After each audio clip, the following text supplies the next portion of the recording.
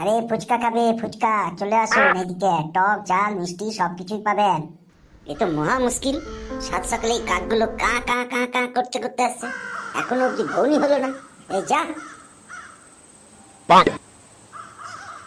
যত আপদ, যত তাড়াতাড়ি বিদায় হয় ততই ভালো, অন্তত আমার একটা খদ্দের আসুক। আরে ফোকো দাদু, এই সকাল সকাল কি করতেছ? আর বলিস কেন, এই দেখতিস না কাক তাড়াইতেছি, এখনো অব্দি কোনো খদ্দেরের দেখা নাই, বউনি অব্দি করতে পারি নাই। তোমার কপাল যে কি ভালো, সে কি বলবো বলো। তুই কি মজা লইতেছিস? আর আমি তো দাদু হইলাম কবে হারামজাদা? তোর বাবারে গিয়ে বলিস দাদু, আমি তো দাদু, ফোকো দাদু না। শোনো, দাদুই হোক আর দাদাই হোক, আমি বললে এমন কিছু ভুল করি নাই। তুমি তো কাক তাড়াইতেছ, অন্যরা মাছি তাড়ায়। সকাল সকাল তোমার এই ফুচকা কে খেতে আসবে? ফুচকা খাইলেই অম্বল, গলা জ্বালা, বুক ব্যথা শুরু হয়। ওই জন্যই আমলার ব্যবসা ভালো, জানো কাল কত ঝুড়ি বিক্রি করেছি। তা তুই করেছিস, আমি কি করুম? যা করেছিস করেছিস, তুইও যা এখান থেকে, কাকের রাস্তা দেখ। হ্যাঁ হ্যাঁ, কাকেরই রাস্তা দেখতেছি। জেনে রেখো, আজকেও তোমার এই অবস্থা হবে। ভালো বলতেছি, কালকে আমার 10 ঝুড়ি বিক্রি হয়েছে। কত ইনকাম! এই আমলার ব্যবসা করো, পাশে বসতে দেবে নাকি? না না, তুই আগে যা, তো আগে যা, আগে গিয়া বস।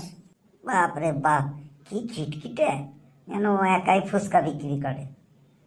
বলি ফোকো দাদু, রাম দাদা, তোর বাবা দাদু, তোর কাকা দাদু, তোর খুঁড়তো তো কাকা দাদু, তোর জেঠতো তো দাদা দাদু, দাদু টুকি। হালার ছেলে ভ্যানিশ হয়ে গেছে, না হলে এক্ষুনি নাক মুখ ফাটিয়ে দিতাম। আমাকে দাদু বলা। এই ছেপু, একটু দাঁড়া না, দুটো ফুচকা খাওয়া যায়। শোন, ওই ফুচকা খেলে কিন্তু গলা বুক জ্বালা তোর বিভিন্ন রোগ শুরু হয়, না খাওয়াই ভালো। শোন পেছু, মেলা পক পক করবি না, আমি ফুচকা খাবো, তারপরে এখান থেকে যাবো। আরে ও দেখছিস তো, মুখ ভার পেরা বসে আছে, নিশ্চয় কিছু হয়েছে। চল, যখন খাবি বলতেছিস, 10 টাকার খায় নে, আমার কাছে কিন্তু পিচি 10 টাকাই আছে। ঠিক আছে খেপু, তুই অর্ডার দে।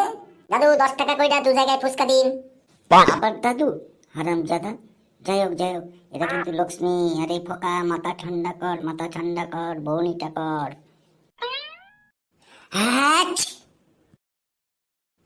হ্যাট। তো দাদু, তোমার কি শরীর খারাপ নাকি? এত হেঁচি দিচ্ছ, আর হাত ধোবে কোথা থেকে তুমি? চাপ লইও না, চাপ লইও না।